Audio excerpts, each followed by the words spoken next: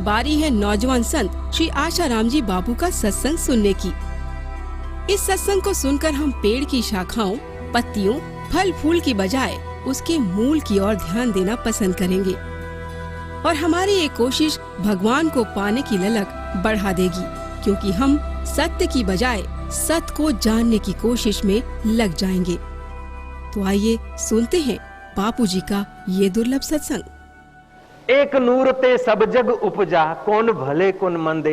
अगर नानक का वचन हम लोगों के जीवन में आ जाए, कबीर का वचन हम लोगों के जीवन में आ जाए, कृष्ण का वचन हम लोगों के जीवन में आ जाए, वेदांत का वचन हम लोगों के जीवन में आ जाए, तो ये तमाम तनाव, संघर्ष, वाड़े, संप्रदाय में होते हुए भी हमारे दिल में प्रेम तो वही हो सकता है। जब जब आदमी मूल से थोड़ा नीचे को आता है, तब तब नैरो माइंड हो जाता है। जो जो मूल के तरफ जाता है त्यों त्यों विशाल होता जाता है।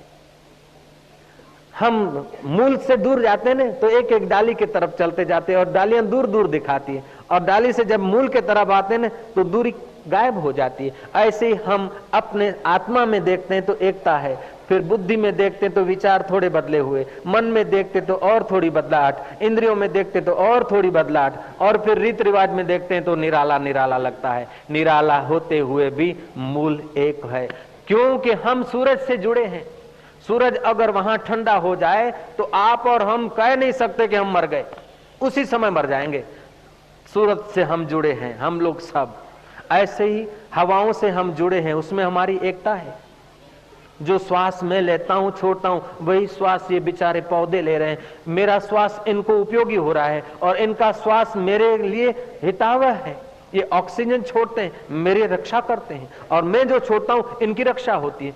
ये और हम भाई भांडू हुए। ऐसे प्राणवायु में भी हमारा एकत्व है, पृथ्वी तत्व में भी हमारा एकत्व है, जली तत्व में जो बाष्पीभूत जल होता है, सागर से उठता है, उसमें भी एकता छुपी है। तो ये जब पांच भूतों में भिन्न भिन्न आकृति, भिन्न भिन्न नाम, भिन्न भिन्न रंग में भी पांच भूतों के तत्व से एक देखा जाता है, ऐसे पांच भूतों में भी चैतन्य रब वो एक का एक है। उसी को नानक जी ने कहा एक ओंकार, वो एक है ओंकार। सत्य नाम वही सत्य है। अच्छा, नानक जी ने कहा उसलिए आप मानो, ऐसी बात नहीं है। शास्त्र कहते हैं उसलिए मानो, ऐसी बात नहीं। तुम्हारा भी अनुभव है, तुम रोते हो, बच्चा जब पैदा होता है, हम जब रोए थे ना, तो पहले आवाज क्या आई थी? ओमकार की, वां वां वां वां। और मरीज जब बीमार पड़ता है तो आवाज क्या करता है?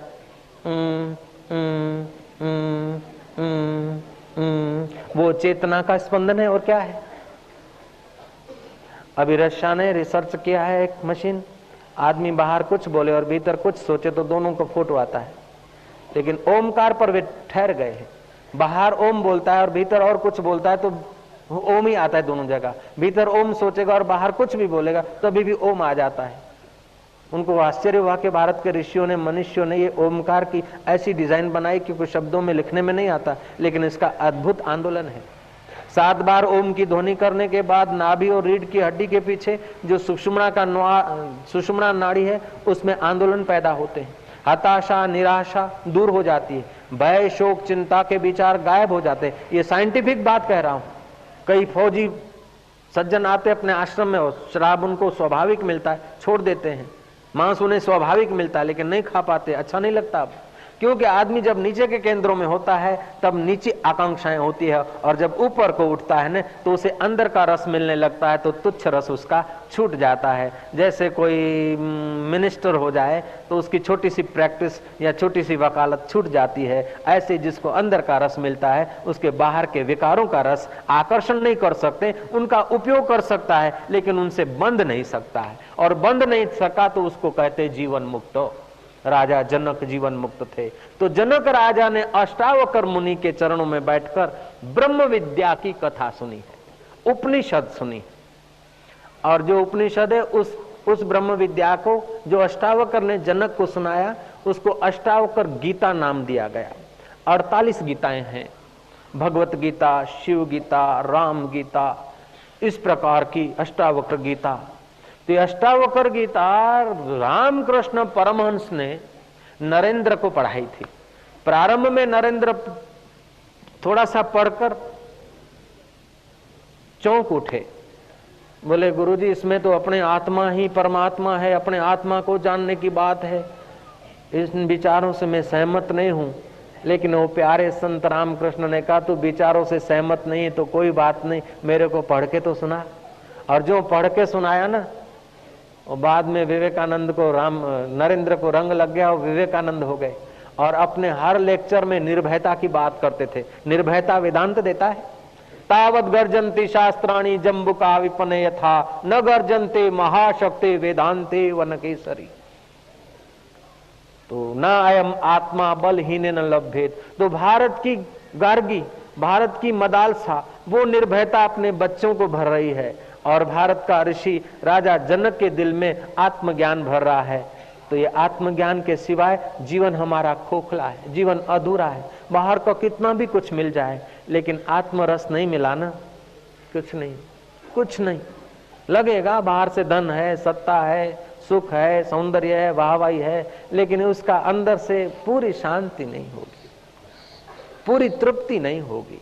अगर इन चीजों से तृप्ति हो जाती तो भरतरी जैसे राज्य छोड़कर गोरखनाथ के चरणों में नहीं जाते, अशोक जैसे सम्राट आत्म शांति के लिए फकीरों के द्वार न जाते, जनक जैसे बुद्धिमान अष्टावक्र के चरणों में नहीं पहुंचते। खैर, कथा अष्टावक्र की मैं तुम्हें सुनाता हूं और भगवान कृष्ण की गीता और अष्टावक्र की गीता दोनों साथ चलती है। तो कृष्ण कहते अनन्यस चिंतयन्तो माम ये जना पर्युपासते तेषाम नित्य अभियुक्ता नाम योग क्षेम वहामि हम। उसके योग का और क्षेम का, उसे जो आवश्यकता है उसका और उसकी रखवाली का बोझा मेरे सिर है। अगर हम ईश्वर पर आधारित नहीं है ना तो हमें अंदर से भय बड़ा होगा, और जितना ईश्वर पर आत्मबल होगा ना उतना भय कमजोर हो जाएगा। और ये आत्मबल केवल गुजराती में, सिंधी में, पंजाबी में नहीं, किसी में भी हो सकता है। अमेरिका का प्रेसिडेंट इब्राहिम लिंकन पैरों को कंतान बांधकर 12 मील पैदल बर्फीले रास्ते को तय करके किताब ले जाता था और अपने गरीबी झोंपड़े में पढ़ता था, लकड़ी जलाकर, चील की लकड़ी जलाकर किताब पढ़ता था। ऐसा पढ़ पढ़ के वो LLB हो गए, वकील हो गए।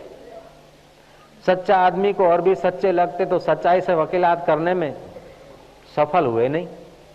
जैसे गांधी जी, भले झूठ का सहारा लेने से आदमी जल्दी सफल होता दिखता है लेकिन लंबा टिकता नहीं है, और सत्य का सहारा लेने से आदमी जल्दी सफल नहीं दिखता, पहले असफलता दिखती है लेकिन बाद में उसकी सफलता बहुत गहरी रह जाती है।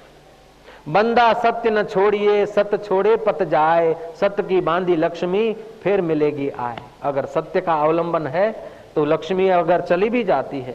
महाभारत में प्रसंग आता है कि एक सेठ जी को स्वप्न हुआ कि साकार रूप में लक्ष्मी जी प्रकट हुई है, एक उसकी परछाई जैसी। तू कौन है? बोले मैं लक्ष्मी हूं। क्यों? कि अब मैं जाती हूं। अच्छा जा। दूसरी एक मूर्ति प्रकट हुई, एक परछाई। तू कौन है? बोले मैं यश हूं। जब लक्ष्मी नहीं तो यश में कैसे रहूंगी, मुझे जाने दो। अच्छा तू जाती तो जा।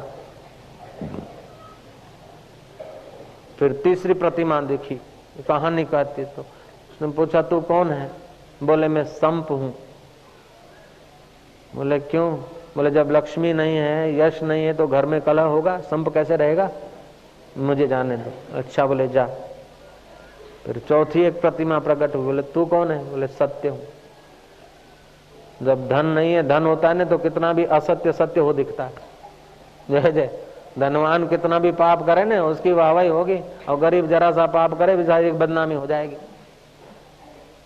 तो जब धन नहीं है, यश नहीं है, संप नहीं है तो मैं रह के क्या करूं? अरे सत्य में तेरे लिए तो सबका त्याग किया, तू कैसे जाएगा? तुझे जाना है तो जा, लेकिन मेरा सत्य स्वरूप परमात्मा से तो तू अलग नहीं हो सकता। बोले जब तू परमात्मा को अपना आत्मा समझता तो मैं तेरे को छोड़ के कैसे जा सकता हूँ? मुझे रहने ही दो। और रहा तो लक्ष्मी जी आ गई, यश आ गया, संप आ गया। बोले क्यों आना हुआ? बोले जख मार के खिचड़ी खानी पड़ेगी हमको, तो ये आएगा तो बंदा सत्य न छोड़िए, सत्य छोड़े पत जाए, सत्य की बांधी लक्ष्मी फिर मिलेगी आए। युधिष्ठिर के पास सत्य था, मुट्ठी भर थे, 5 भाई थे और वहां असत्य था। असत्य बड़ा देखा, सत्य छोटा देखा, लेकिन विजय सत्य की हो रही है। ऐसे सत्य में सत्य है परमात्मा। आद सत्य जुगात सत्य है भी सत्य। सत्य और सत्य, जैसे ये पौधा है, ये सत्य है, सत्य नहीं। ये शाल है, ये सत्य है, सत्य नहीं। सत्य हमारा व्यवहारिक होता है और सत्य अनादि होता है। ये मेरी दाढ़ी है, बात सत्य है, सत्य नहीं, क्योंकि 50 साल पहले नहीं थी और 50 साल बाद नहीं रहेगी। तो ये हुआ सत्य। सामाजिक सत्य होता है, सामाजिक सत्य होता है और तत्व दृष्टि से सत्य होता है। सृष्टि नहीं थी तभी वो सत्य था, सृष्टि है तभी सत्य रहेगा, और सृष्टि लीन हो जाए तभी सत्य रहे, उसको सनातन सत्य कहते हैं। तो तुम्हारा आत्मा सनातन। पूज्य बापूजी के जीवन उपदेशों और योग लीलाओं पर आधारित आध्यात्मिक मासिक वीडियो मैगजीन ऋषि दर्शन पाएं अपने एंड्रॉइड फोन पर, जिसमें आप पाएंगे पूज्य बापूजी की ज्ञान भक्ति योग से संपन्न अमृतवाणी, शास्त्रों का गूढ़ रहस्य, व्रत त्योहारों का आध्यात्मिक महत्व, बापूजी के कहीं न प्राप्त होने वाले दुर्लभ सत्संग, संकीर्तन और हर ऋतु में स्वस्थ रहने के उपाय, पूज्य बापूजी के मंगलमय दर्शन व संदेश, आश्रम व समितियों द्वारा चलाए जा रहे सेवा कार्य और कैसे गुरु कृपा से पाते हैं भक्त, सब कुछ। इजी साइन अप मोबाइल पर ही हर महीने ऋषि दर्शन को डाउनलोड अथवा प्ले करें। Easy payment and easy membership.